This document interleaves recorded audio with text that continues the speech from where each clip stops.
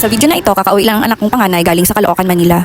Umuwi siya kasi nga, nag-crisis ng doon, ng gasolina. Kaya umuwi na lang siya at nagpasya din akong sumang-ayon sa gusto niya. At yan, kinatay nila ang nag-iisang bebe sa aming pakuran. For today's video, hello mga tao, magtagalog tayo. I try it. English tao, dito Tagalog. Magtagalog tayo for today's voice over. Pagka-uwi nga ng panganay ko galing Manila, nagkaroon din agad siya ng bisita. Kaya yan yung pinahanda niya sa mga bisita niya, ang magkatay sila ng bebe. Masaya nga ang puso ko dyan kasi buo na ulit ang pamilya ko. Yay!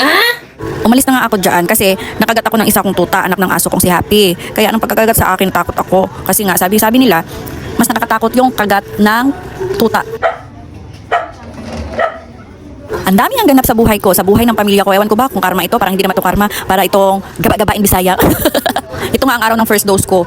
Tapos ng first dose vaccination ko sa anti-rabies, may nadaanan akong, ito yung kinakain ko nung bata pa ako Sintipid ang tawag sa amin dyan, at binangkal at donut. Madali lang talaga yan lutuin, magluluto ako niyan. Pero bago ako magluto niyan, bibili muna ako dito, di ba? Para pasalubong na rin sa mga anak ko, para may merienda kami maya.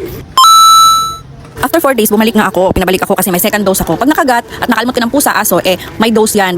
First dose, second dose, third dose, fourth dose. Lalo na pag astray yung nakagat sa'yo na pusa at aso o nakalmot ka. Tapos, dapat dumugo o duguin mo yung kalmot at kagat ng pusa at aso. Kasi may kategory yan. Kategory 1, kategory 2, kategory 3. So, kategory 2 ako kasi hindi siya nagdugo. Ayaw ko maging aso kaya nagpa-inject talaga ako.